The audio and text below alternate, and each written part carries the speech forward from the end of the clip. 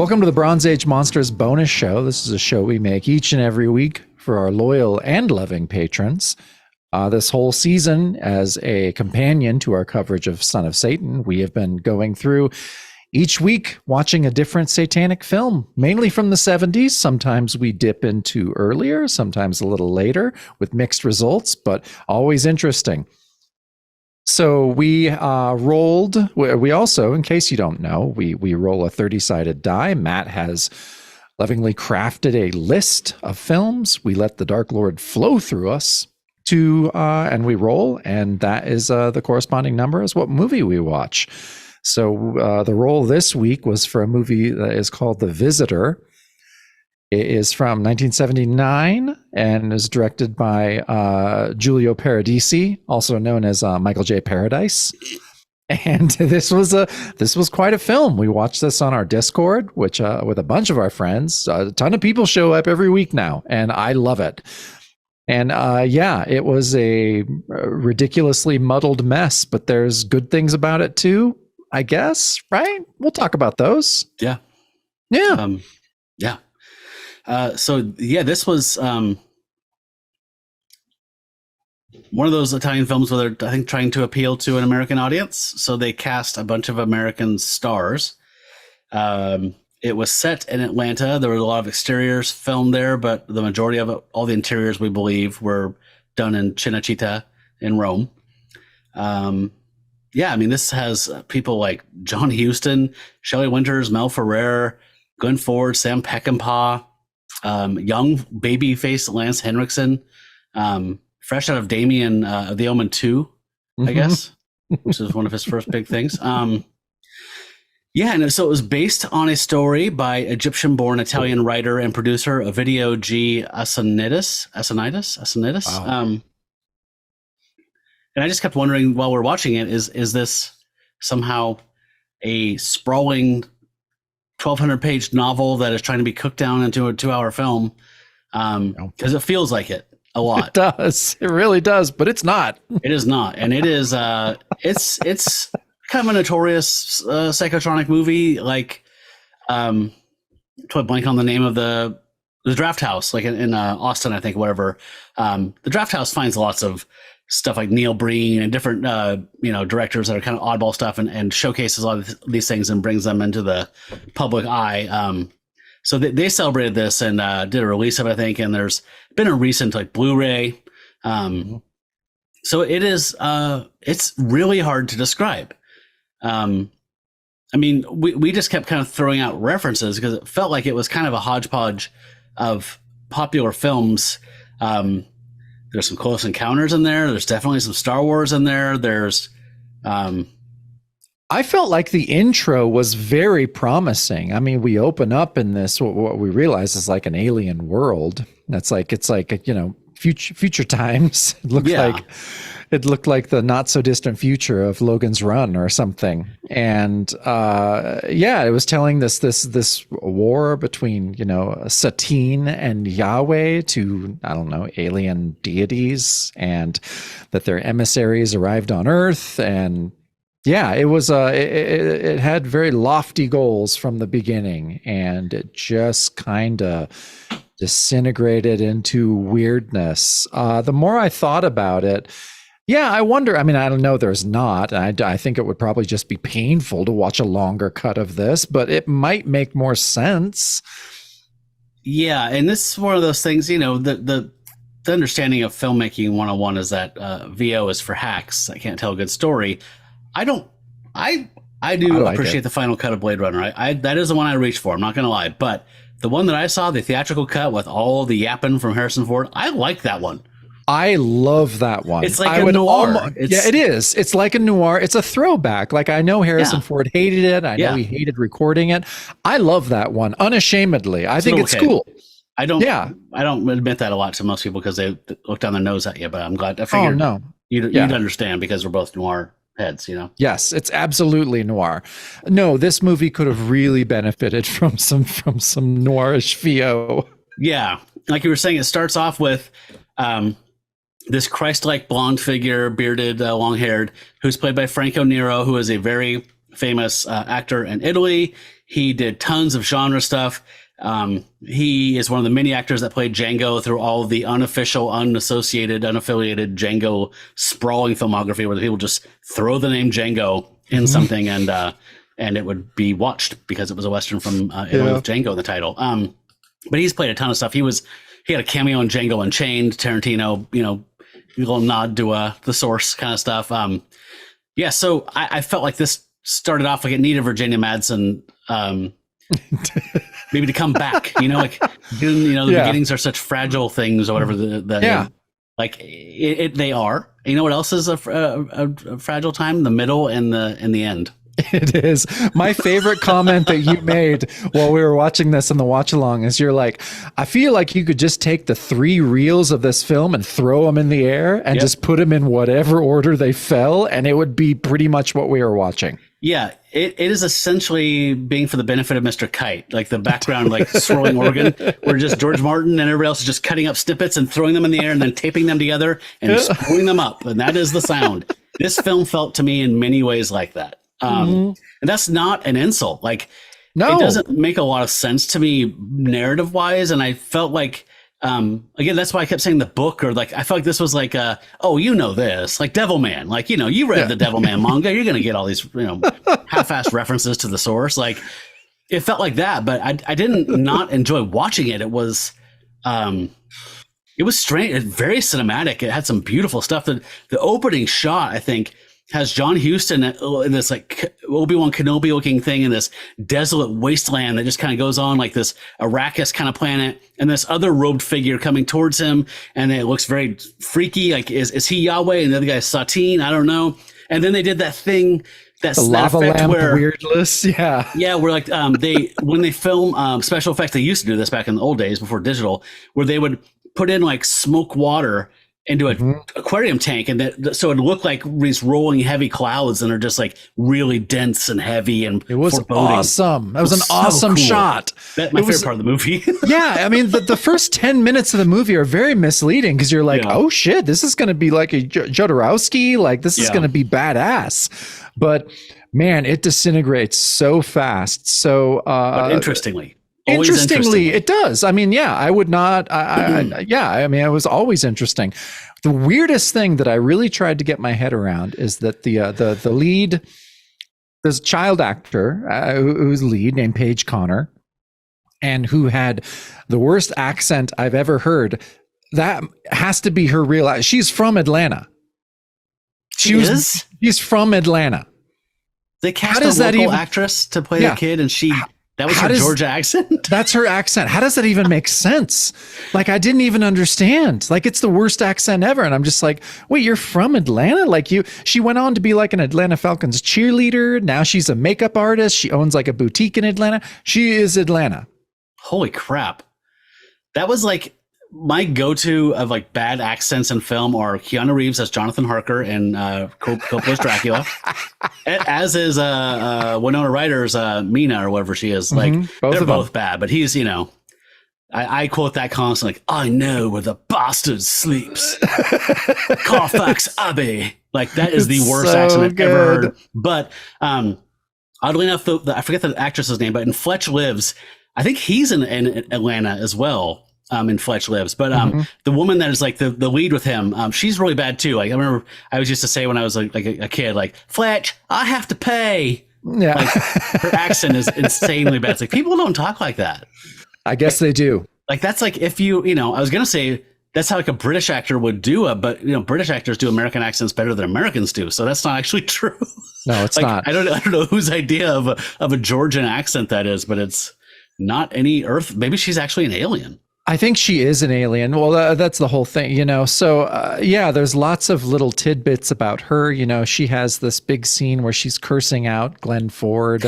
Just watched that before dinner. Just fucking hilarious. I could wait in the car, until you finish class. Is that what you want? I don't like you. You're a child molester. I bet you do dirty things to children.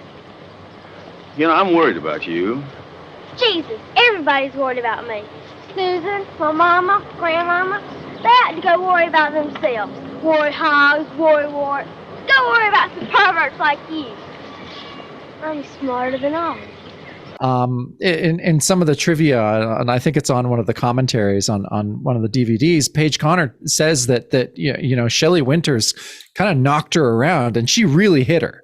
Oh, she really? She hit her in rehearsal and when they filmed. Holy crap! Because She's method, that's Shelley Winters, man. Yeah, she is as method as fuck. And so, Okay. this little girl is just like getting the shit beat out of her by an aging Shelley Winters. I thought they just brought around to bring sing shortened bread, but Yeah. I guess she also had to beat the shit out of a child. Yep, those were the two notes that she got. Yeah, she sings shortening bread a lot, and it's Yes, she really did. uncomfortable. And then she just beats a child. So that's yep. So let's just let's talk through it. It's gonna be like therapy a little bit, because this is Okay. I watched it. I didn't get to finish it, but I got most of the way through the second viewing.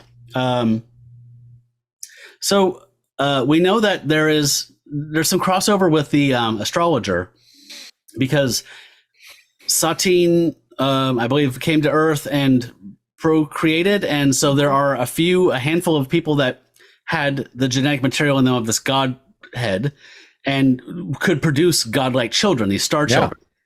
And so one of them is this little girl we were talking about, and she is prone to evil. Her zodiacal potential is evil. Yeah, her ZP is evil for sure. And so John Huston is good. I still don't know Okay. if he's good or not. Honestly, That's the problem. I don't. Like, if there'd just been one little more notch of information on the meter, like, because he kind of plays this cat and mouse. There's a scene where he's comes over and he's playing Pong with her. And he claims he's from a babysitting agency and they're playing Pong, and they're just talking like the parents are not there now. So he's just like, so, you need to come back to my planet with me. Like, they're just talking like all the masks are off. And it was the most bizarre scene in a cool way, but like, just weird shit. Like, her mom, Joanna Nails or something like Nails, I forgot her name.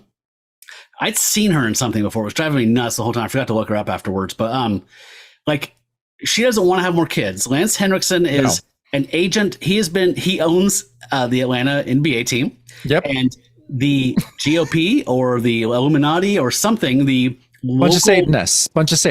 Satanists are using him to date her, to try and procreate, to make a male.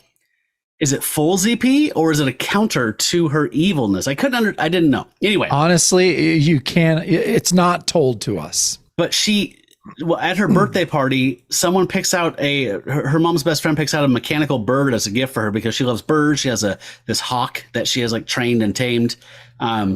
And when she opens up the present, it's a handgun, and she pulls it out just like weird, like David Lynch dream logic. And like she pulls it out, she's like, "Mama, look!" And she throws it on the table, and it goes off and shoots her mom in the spine and paralyzes her. So her mom's paralyzed the rest of the film. One of those mini beats where I'm like, this has to be from another story. This has to be a book. And this made more sense in the book, but it wasn't. One of my favorite things was just the period stuff. Like, this is prime mall era, like the rise of the shopping mall. I feel bad that the Lloyd Center is still here at one of our big malls that has a skating rink in it.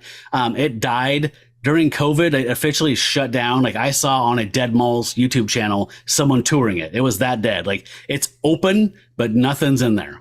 Yeah. And then now it's come back because a local philanthropist person, investor, real estate person has bought it and said, let's give it a few years.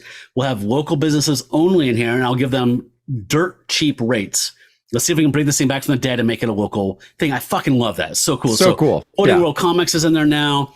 There's a gaming place. They have all these card shows and collectible things in there now. So I think they do them free. So like people can just put a table in there for nothing. So that's cool. The last time I went to get comics there, the parking lot was full. I had to go to the rooftop parking. Oh, really? Wow. Comics. But the last, that was the time before last. The last time it was just kind of medium. But I mean, it's just cool they're doing that. But like, I feel so weird about wanting my daughter to understand. Not that it matters, but it's just like, I don't want to be able to, to show like, I don't have to show like Chopping Mall or Fast Times at Ridgemont High. Like, that's what shopping used to be like. Like, it was a thing, and it was a cultural, social hub for the community. Yeah. Well, now, Matt, you do live next to a thriving mall, which is Clackamas Town Center. I don't know if you can necessarily, it doesn't have that old mall feel, but that was my mall as a child. That's my childhood mall. So Yeah. just saying, you do live near a mall that is there. We do go there. I block it out. I know you do. It's not great. That It is was our- awesome though. Yeah, that is our. Was it always a theater there? There's always a theater. Okay, that's where we they- go to see mainstream films, and Yeah. They had an arcade there that was called the Electric Palace that I really liked, and I have fond memories of there. But yeah, it doesn't count somehow. Yeah, it just feels. I guess you're right. When you watch those '80s movies with them all in it, they just feel like just popping. And Clackamas Town Center, it's always busy. You're right. I'm just blocking it out because I don't count. It doesn't count to me, but. I mean, it has an Orange Julius, which really still has an Orange Julius. So just saying. Okay. Yeah. Sorry. But some of my favorite stuff was that, and like the house that the main characters live in is like this like sunken. I mean, it's like just the cream of the architectural crop of the mid 70s. So it's just the most dated, tacky, but at the time the most cool, like oohing and awing architecture you could possibly see in someone's home. So it's just cool to see all that stuff. It's bananas. So yeah, I mean, we can't really talk a whole lot about it because we don't understand what's going on. But Sam Peckinpah's in it. He plays a doctor, and they dubbed all his dialogue because he was such a bad actor.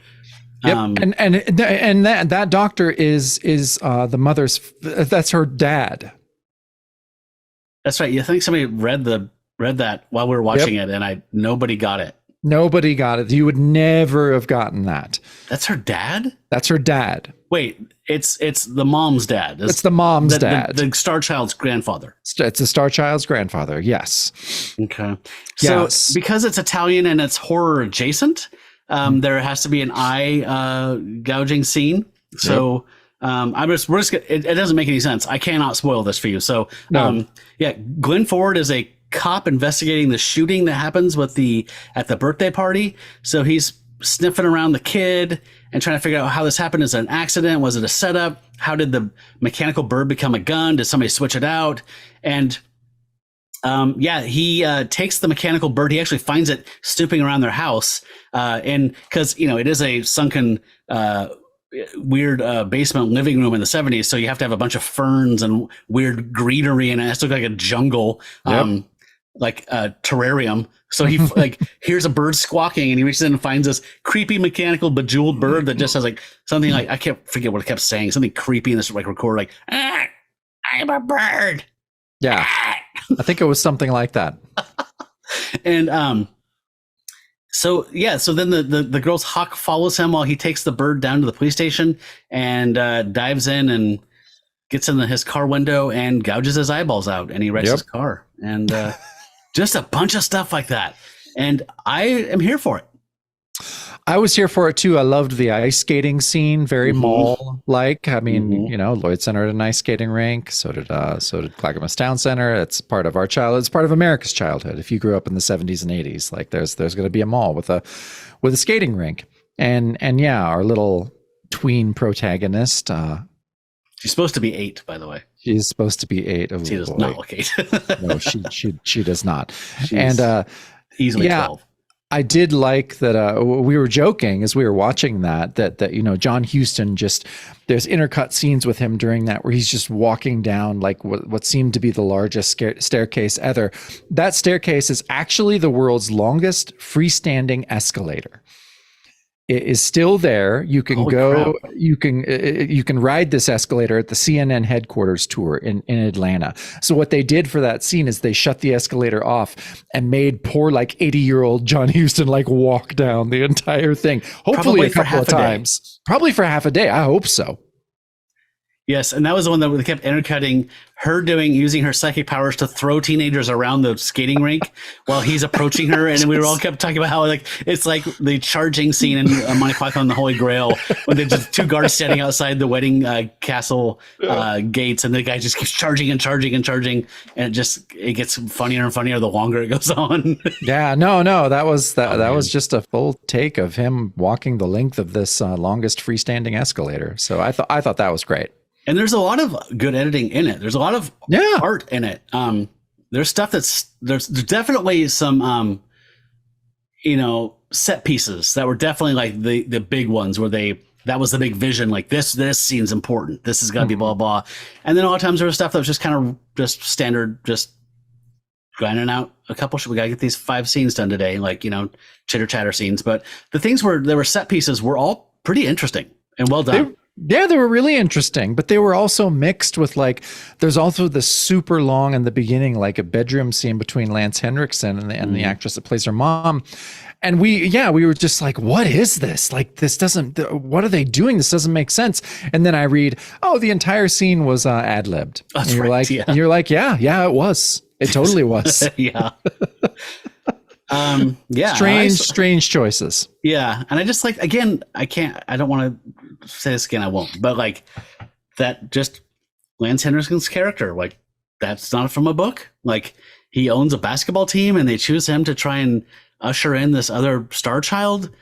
They made fake NBA teams up. There's the San Francisco Miners.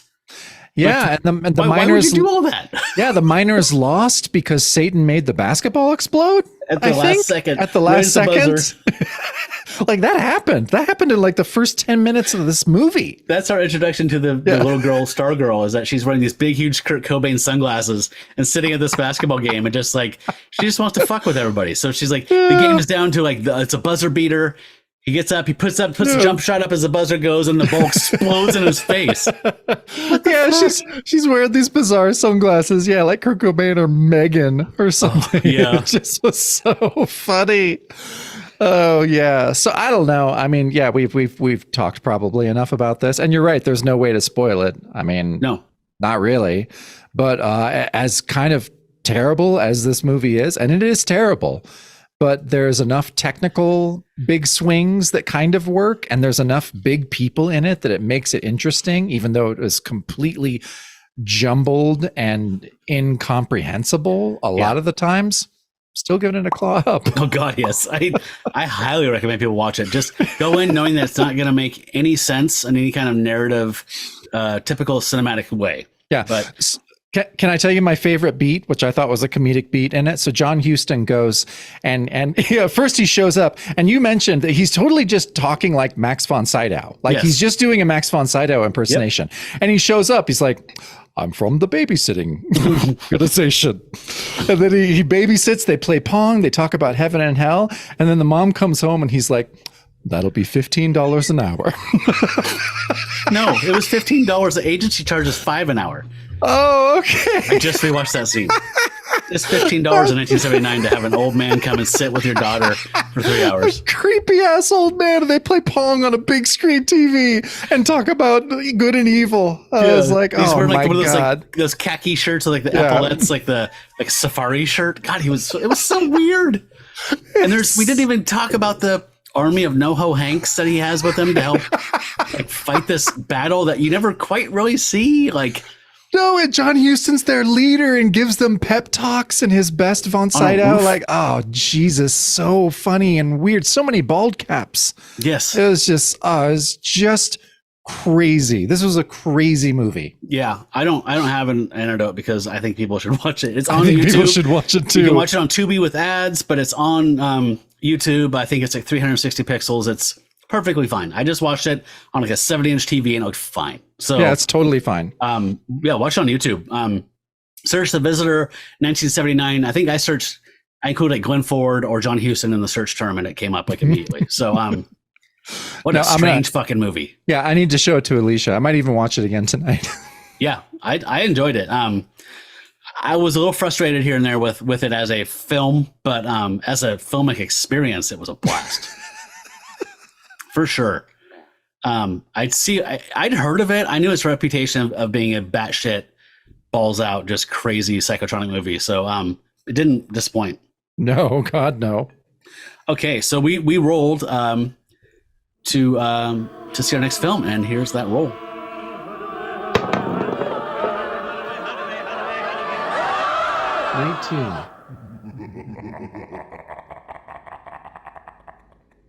Okay, so our next film is from 1973. It stars Oliver Reed. It is directed by Andrew Sinclair, and it's called Blue Blood. And this feels like it was written for Oliver Reed, but it wasn't. It's from a novel, this one. The synopsis says, the occupants of I don't. It's a British manor, like Longleat. I think is it or Longleat. The occupants of Longleat Country House begin to sense a sinister demonic intent in butler Tom's, Oliver Reed, domination over his master and the house. So it's this period piece. The butler just has this kind of sinister hold over the master of the house and abuses the servants, and it slowly escalates and becomes more sadistic and more demonic as it goes on, and just sounds like a very interesting period piece. I'm not holding out much hope because I've never heard of it, and this is kind of my wheelhouse. So I think if it was some sleeper hit, we would know. But yeah, it sounds like it was written for Oliver Reed. Yeah, exactly. I know. Like he's like he just was like, I'm doing transgressive roles right now in the 70s. I would like to play the butler, please. I'm your Tom. Excuse me, I just threw up out in the hallway. I just finished The Devils. So what can I do next? Exactly. Yeah, so I'm kind of excited for this one. It looks cool, and he has a cool mustache in it. And I love Oliver Reed. He was a handful. By all accounts, from every single person that worked with him, said he was kind of a nightmare, but he was a talented bastard and not boring. He's never boring. He is never boring. He's always entertaining and always maddening in some way. Yeah. So cool. Yeah, we're gonna keep this one kind of a shorty, but I will mention that I've got a new hobby that I do when I'm watching some podcasts or listening to some longer podcasts and I'm not walking or exercising or cleaning the house. Is that so people knit, right? This kind of busy work you do when you're doing something else. My new thing is translating fumetti. So I finally found, for looking forever, like basically every diabolic fumetti ever scanned. Well, this has been something you've talked about literally since Yes. I met you 20 years ago. Yes. This is a lifelong quest for you. So much like manga, fumetti are a bit longer. So each one is 160 pages. So it's going to be a bit of a slog. I'm like 15 pages in after, like a week of just doing it when I have some free time. But I translate them via either Google Translate or another online translator. And then I kind of localize them, tighten it up, work out some weird figure of speech stuff that doesn't translate. And then I put them in the little word balloons in their place and save it, move on. And it's just this really relaxing kind of meditative, weird, unconscious thing you do, just like gardening or knitting. So like working on that. That's my hobby right now. I love it. So I'm going to do the first one and I'm going to share it with people on here if anybody wants to check it out. I'm also working on some Phantomos stuff, like the source for a lot of the I think 1912 was the first Phantomos novel, a series of books about this supervillain character that was much beloved in France, and miniseries TV show, inspired a bunch of other characters in all different media. I'm going to be talking about him as well soon, but like he immediately was translated into film once, like in silent serials from I think it was Fouillade. I'm trying to remember who, the same guy that did Judex. But I guess Judex was probably before, right? Like Judex is in the teens, if I'm correct. This is like 1914. Oh, okay, so it's the same time period. That's awesome. Yeah. Like the first 5 Phantomos novels were made into serials. And they're easily found online. But I'll do a little talk about Phantomos soon. But I did want to note that I'm like 3 pages into the first Diabolic, and I'm like, this is Phantomos' first novel. They just stole the first Phantomos novel, like literally. Like, yeah, I believe change it. the character names, and that's it. Like everything's exactly the same. That's kind of funny. So, we'll be talking about that, and we'll have all of a Diabolic at some point, maybe like in a year. I don't know, 160 pages. No, hey, that's great. It'll be done in a month or two. Hey, as long as it's meditative for you and is calming, that's great. Yeah, it's something I'm doing for myself, but I figured if I'm doing it, I might share it with people. Just might as well check it out. Yeah, why not? Because some people online are selling those, and I think that's stupid. That is stupid. Yeah, and it's kind of a bummer because I love Google Translate, and I love the camera feature where you can hold up to foreign text and it will tell what it is and translate it. But these are all hand lettered, and they're pretty roughly hand lettered, so it just kind of gets lost, and it's almost more work to try and read some of these things with your camera phone up translating it for you than it is to just spit it out. So. All right. Well, I'm looking forward to Blue Blood. We're going to be watching that on our Discord server together on Saturday, the 10th at 3 o'clock Pacific time. So if you want to join us, go to patreon.com/Bronze Age Monsters. and there'll be a public post there. But obviously you're watching this, so you remember. But and it will have a link to the Discord watch along. Join us. Watch a weird Oliver Reed movie where he's a servant in a house that is an evil satanic bastard. That sounds fun to me. That does sound fun. Cool. Well, I there's so many sound bites, by the way, in The Visitor. I wanted to make samples out of stuff. One of the, I might stick it in here. There's like Glenn Ford talking to another cop, and he's like, "I don't dig it, man. I don't dig it." I was like, how has that not been sampled? And we didn't even talk about the music. The music is this big, brassy, bold, badass 70s disco. Fucking awesome. Yeah. And so he says that thing, and then there's like one of these big orchestra hits. It's like, how's this not been sampled by a hip hop group or something, or DJs? Well, I mean, Tarantino used it in Death Proof, so he just straight up used this music. That music cue? I don't know if it's that one, but it's one of the giant music cues that's in this. I know we're going back, but what I loved about this film is that the music cues were used for really banal scenes, just like people handing a glass to another person. Yeah. Suddenly it's boom, you know, like all this shit. You can get the vinyl. It's double vinyl. It was released by Mondo, I think in like 2017. Like sunburst swirled orange vinyl. You can get it for like $40 or $50. Damn.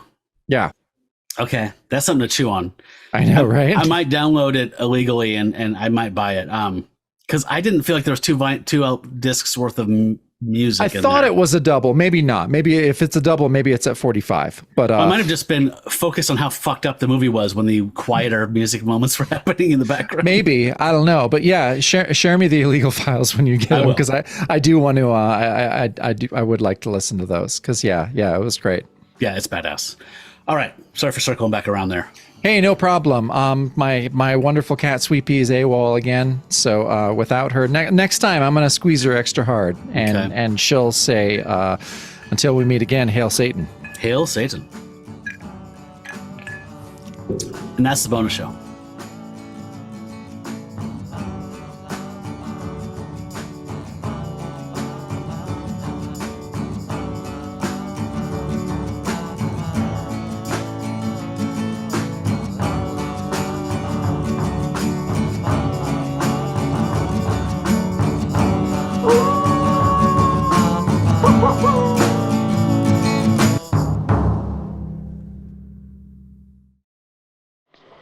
What about the kid?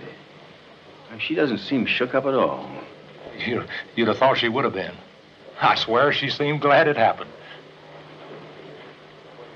Yeah, that bugs me, man. That really bugs me.